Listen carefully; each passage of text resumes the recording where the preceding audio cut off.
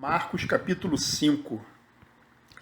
Assim, chegaram ao outro lado do mar, a região dos Gerazenos. Quando Jesus desembarcou, imediatamente um homem possuído por um espírito imundo saiu do cemitério e veio ao seu encontro. Esse homem morava entre as cavernas usadas como túmulos, e ninguém conseguia detê-lo, nem mesmo concorrentes. Sempre que era acorrentado e algemado, quebrava as algemas dos pulsos e despedaçava as correntes dos pés. Ninguém era forte o suficiente para dominá-lo. Dia e noite vagava entre os túmulos e pelos montes, gritando e cortando-se com pedras. Quando o homem viu Jesus, ainda a certa distância, correu ao seu encontro e se curvou diante dele. Então soltou um forte grito: "Por que vem me importunar, Jesus, Filho do Deus Altíssimo? Em nome de Deus, suplico que não me torture." Pois Jesus já havia falado ao espírito: "Saia desse homem, espírito impuro." Jesus lhe perguntou: "Qual é o seu nome?" Ele respondeu: "Meu nome é Legião, porque há muitos de nós dentro desse homem." E os espíritos impuros suplicaram repetidamente que ele não os enviasse a algum lugar distante.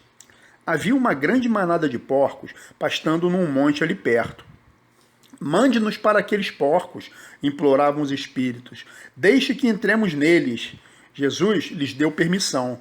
Os espíritos impuros saíram do homem e entraram nos porcos. E toda a manada, cerca de 2.000 porcos, se atirou pela encosta íngreme do monte para dentro do mar e se afogou. Os que cuidavam dos porcos fugiram para uma cidade próxima e para seus arredores, espalhando a notícia. O povo correu para ver o que havia ocorrido. Chegaram até onde Jesus estava e viram um homem que tinha sido possuído pela legião de demônios. Estava sentado ali, vestido e em perfeito juízo, e todos tiveram medo. Então, os que presenciaram os acontecimentos contaram aos outros o que havia ocorrido com o homem possuído por demônios e com os porcos. A multidão começou a suplicar que Jesus fosse embora da região. Quando Jesus entrava no barco, o homem que tinha sido possuído por demônios implorou para ir com ele. Jesus, porém, não permitiu e disse: "Volte para sua casa e para sua família, e conte-lhes tudo o que o Senhor fez por você, e como ele foi misericordioso." Então o homem partiu e começou a anunciar pela região das 10 cidades quanto Jesus havia feito por ele, e todos se admiravam do que ele dizia. Jesus entrou novamente no barco e voltou para o outro lado do mar, onde uma grande multidão se ajuntou ao seu redor na praia. Então chegou um dos líderes da sinagoga local, chamado Jairo. Quando viu Jesus, prostrou-se a seus pés e suplicou repetidas vezes: "Minha filhinha está morrendo. Por favor, venha e põe as mãos sobre ela. Cure-a para que ela viva." Jesus foi com ele, e todo o povo seguiu, apertando-se ao seu redor. No meio da multidão estava uma mulher que havia 12 anos sofria de hemorragia. Tinha passado por muitas dificuldades nas mãos de vários médicos e, ao longo dos anos, gastou tudo o que possuía sem melhorar. Na verdade, havia piorado. Tendo ouvido falar de Jesus, aproximou-se por trás dele no meio da multidão e tocou em seu manto, pois pensava: "Se eu apenas tocar em seu manto, serei curada." No mesmo instante, a hemorragia parou e ela sentiu em seu corpo que tinha sido curada da enfermidade. Jesus imediatamente percebeu que dele havia saído poder. Por isso, virou-se para a multidão e perguntou: "Quem tocou em meu manto?" Seus discípulos disseram: "Veja a multidão que o aperta de todos os lados. Como o Senhor ainda pergunta: 'Quem tocou em mim?'"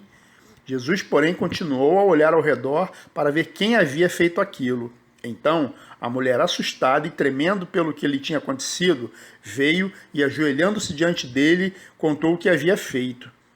Jesus lhe disse: "Filha, sua fé a curou. Vá em paz. Seu sofrimento acabou." Enquanto Jesus ainda falava com a mulher, chegaram mensageiros da casa de Jairo, o líder da sinagoga, e lhe disseram: "Sua filha morreu."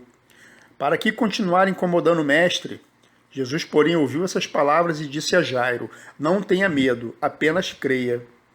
Então Jesus deteve a multidão e não deixou que ninguém o acompanhasse, exceto Pedro, Tiago e João, irmão de Tiago. Quando chegaram à casa do líder da sinagoga, Jesus viu um grande tumulto com muito choro e lamentação. Então entrou e perguntou: Por que todo esse tumulto e choro? A menina não morreu, está apenas dormindo. A multidão riu de Jesus. Ele, porém, fez todos saírem e levou o pai e a mãe da menina e os 3 discípulos para o quarto onde ela estava deitada. Segurando-a pela mão, disse-lhe: Talita, cumi, que quer dizer, menina, levante-se. A menina, que tinha 12 anos, levantou-se de imediato e começou a andar. Todos ficaram muito admirados. Jesus deu ordens claras para que não contassem a ninguém o que havia acontecido e depois mandou que dessem alguma coisa para a menina comer.